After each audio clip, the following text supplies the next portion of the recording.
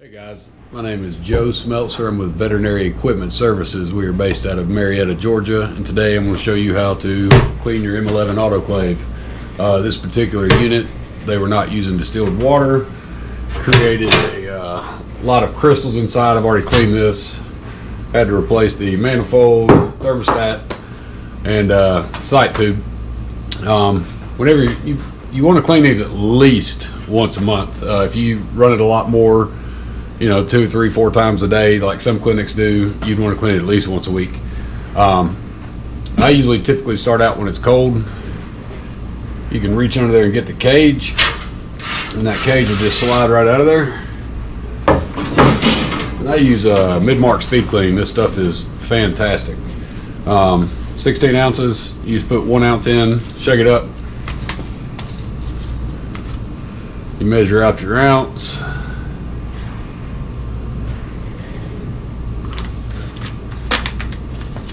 And then what we'll do is we'll shut it, start an unwrap cycle, let it run, do its thing. We'll come back and drain the water.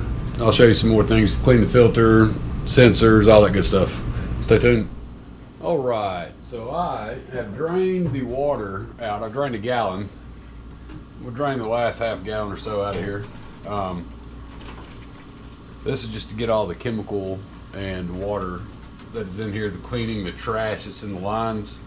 We'll get it all out this first time, and then we're going to fill it back up and run it again. But before we do that, we're going to take a little bit of this water and pour it in the bottom, because this one's actually pretty nasty. As you can see, there's a lot of green buildup, and when you have it clean, before you run it again, this in the very back, little sticking up in the very back right, is a temperature sensor you want to wipe off. That being dirty can cause your machine to fail. And then in the bottom is your water level sensor. You also want to clean that to make sure that's nice and right, so you have the correct amount of water each time. What I like to do is a little bit of cleaning solution. I'll pour it in the bottom. I'll take a rag. You can use a blue SOS pad. If it's trash like this, you can use a green one, just kind of lightly score it. Once you start to get your scratches, it'll stay stained forever. So just be gentle if it's new. I'm gonna scrub this out and fill it back up with water, and we'll get it running again. See you in a minute. All right, so I filled it up with water. I forgot to mention that in the bottom here is a little mesh filter. This is to prevent trash from coming from the tank inside the chamber. Take that out, run it under a faucet, clean it out, just make sure everything's clear. You can get that with a PM kit with the door gasket and all that good stuff. What we're gonna do, so we got it filled up, got it wiped down. This is a crust that is not coming off of that heating element, but we're gonna run it again and see what we have. So one more time, we're gonna do unwrapped, start, and give it a little bit of time, and we'll come back and do the final cleaning. So a quick recap of what we've done so far.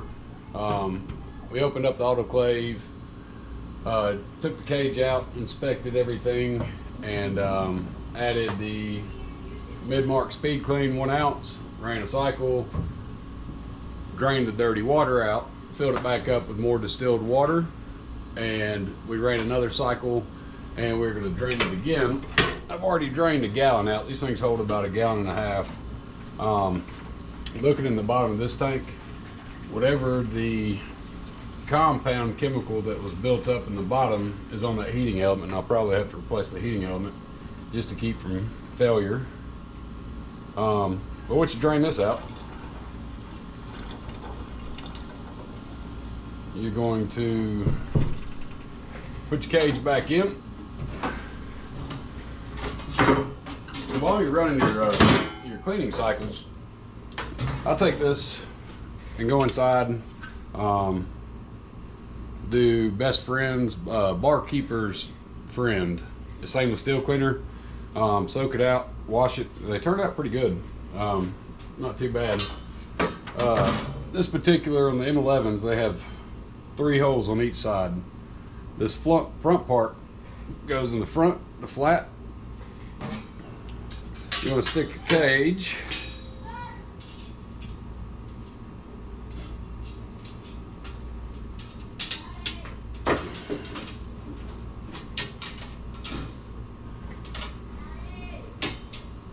so you've got your cage in the front 4 holes with the flat on the bottom. You just want to slide that back in, make sure your screens are in place, and this particular unit is missing an additional screen in the back. So I'll point those out and take pictures for you. But one filter in the bottom we already spoke about. The circle sensor in the back middle is your water sensor. Top right is your temperature sensor, and the top left is where your filter is placed. Do this, fill it back up with distilled water, and you are ready to go for another month or so. Feel free to reach out if you have any questions. Thank you.